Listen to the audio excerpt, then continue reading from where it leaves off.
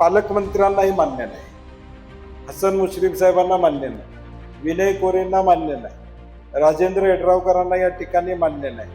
मग सत्तेतले एवढे प्रबळ नेत्यांना मान्य नसताना प्रशासक येतो कसा? म्हणजे यांना मान्य आहे. आतनं माझं त्यांचं बोलणं चालू आहे असं तुमचं म्हणणं आहे का? मुश्रीफ साहेब माझं मुश्रीफ साहेबांनी सुरुवात केलेली आहे माहिती माहिती माहिती. मला वाटतं ते जप घेतात तसा जप चालू आहे त्यांचा माहितीचा. ठीक आहे, काय हरकत नाही. परंतु आम्ही आमच्याबरोबर जे विचाराने येतील त्यांना बरोबर घेऊन आम्ही निवडणूक लढवू.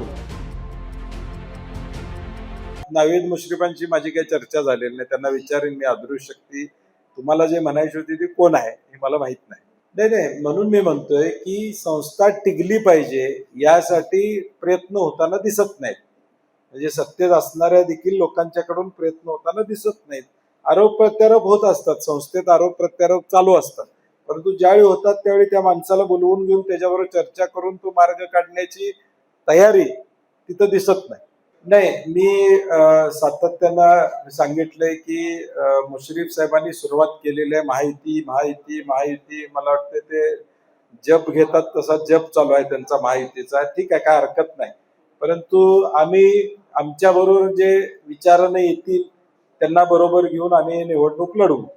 कोण येतील काय येतील आज सांगणं शक्य नाही. निवडणुका कधी लागणार माहित नाही. त्यामुळे ज्या त्या परिस्थितीनुसार निर्णय घेतला जाईल. नाही आज ते आता त्यांनी जप घेतलंय ना, आता ते कसे येतील?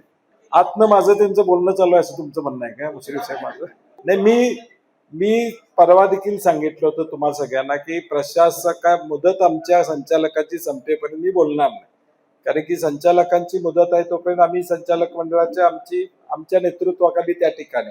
आता मुदत संपली, प्रशासक आलेला आहे. त्यामुळे आता आम्ही बोलतोय की बाबा लवकर निवडणुका लावा, लोकांना निर्णय घेऊ द्या. सोसायटी डेऱ्या निर्णय घेतील, त्यांचे प्रतिनिधी निर्णय घेतील. कोणाला सत्तेत बसवायचं शेवटी कोल्हापूर जिल्ह्यातला शेतकरी बघून घेईल ना की कुणाला बसवायचं. आता जो काय तमाशा गेले 6 महिने दूध उत्पादकांनी बघितलेला आहे त्याचं उत्तर मिळेल ना. नाही म्हणून एक हाती आमच्याकडे द्यावीशी आमची विनंती. नाही म्हणून मी मगाशी म्हणलंय की हे तुम्ही करा मी बघतो असं अंडरस्टँडिंग आहे का या सगळ्यांचं? एकमेकाला तुम्ही भूमिका घ्या, मला डायरेक्ट भूमिका घेता येत नाही, तुम्ही घ्या, मला मान्य आहे असं आहे का? नाही तर मग यांचं ऐकलं जात नाही असं. तर दोन्हीपैकी एकच गोष्ट आहे यातली. एक सगळेच सामील आहेत या प्रशासकासाठी.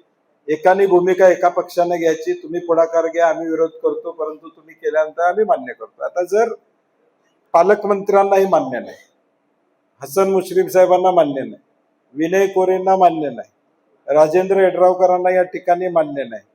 मग सत्तेतले एवढे प्रबळ नेत्यांना मान्य नसताना प्रशासक येतो कसा? म्हणजे यांना मान्य आहे. आता त्या दोघांना विचारावं लागेल खाजगीत भेटले. मार्केटिंग स्ट्रॅटेजीज प्रत्येक संस्थेच्या ठरलेल्या आहेत. अमूलचं मार्केटिंग स्ट्रॅटेजीमध्ये त्या वितरकाला किती कमिशन मिळतं आणि आमचं किती कमिशन मिळतं याच्यावर सगळ्या गोष्टी अवलंबून असतात.